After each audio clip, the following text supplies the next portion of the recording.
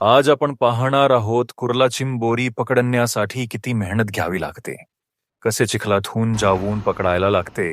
चल मग पाहूया. हो एक नंबर काय चिंबोरी आहे. व्हिडिओ काढायला लेट झाला. थोडी खतरनाक मस्त मोठी चिंबोरी आलेली आहे. चिंबोरी चिंबोरी चिंबोरी आलाय. एकाच पाख्यामध्ये दोन चिंबोऱ्या.